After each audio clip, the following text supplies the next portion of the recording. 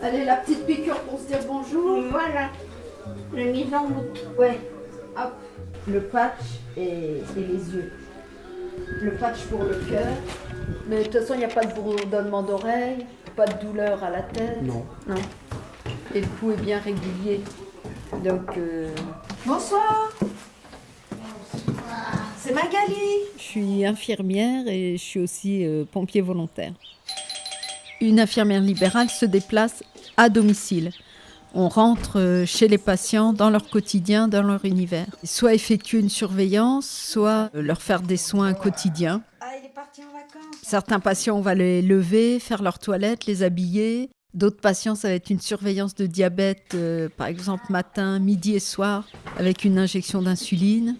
On voit des enfants, des adultes, des mamans, des personnes âgées. On voit tous les âges de la vie.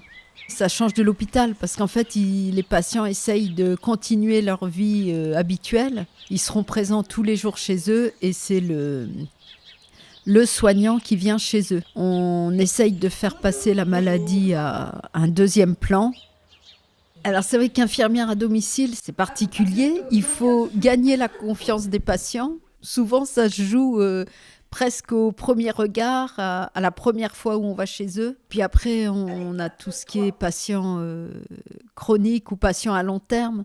Donc là, il y a une relation de confiance qui va se construire dans le fait qu'on appelle les médecins, qu'on prenne soin des patients, qu'on s'inquiète pour eux, que des fois on intervienne de manière un peu plus autoritaire au niveau des décisions à prendre au niveau de la santé, quoi. Si, parce qu'il faut l'enlever en pression positive. Ouais, je vais expliquer la chose à dire. Ouais. En combien de temps, là, les Là, j'en ai encore 3. 3, d'accord. 2 de fait. J'en ai 3 Trois de fait. J'ai hâte de passer le scanner quand même. Et là, depuis que je refais des contrôles, je suis encore à 16, 17. Ah ouais, parce que justement, c'était 17 la fois dernière. Ouais. Et qu'est-ce qu'ils ont dit pour la tension, du coup? Bah, j'ai pris rendez-vous avec mon médecin.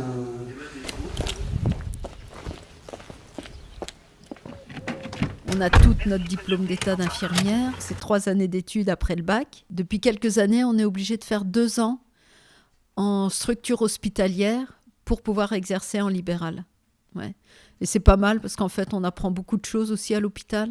Et comme à domicile, il faut vraiment être polyvalent et connaître plein de choses, plein de pathologies différentes. Donc, c'est bien d'avoir un éventail de connaissances. Ouais. Et ça, souvent, on l'apprend à l'hôpital, quoi.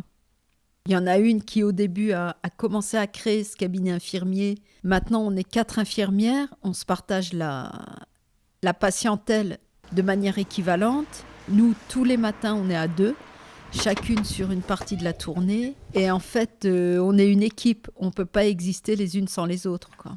On travaille 7 jours sur 7 parce qu'il y a des patients qui ont besoin de nous voir tous les jours. Bah oui, donc, on se passe le relais tout le temps. Non, mais non, parce qu'elle n'avait pas l'ordonnance et sa fille ramènera les médicaments que vers 16 heures.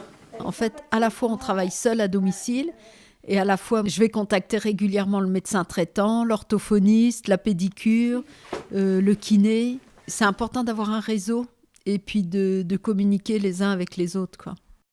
Dans ma vie de tous les jours, ça m'apporte quand même une certaine patience. Ça m'apprend aussi à prendre du recul parce que des fois, la maladie, elle est tellement sauvage ou déroutante que du coup, faut pas se laisser emporter par les émotions et puis remettre à distance aussi la colère des patients ou le chagrin. Et on passe toujours d'une émotion à l'autre. On s'occupe des patients, mais on s'occupe aussi des aidants naturels.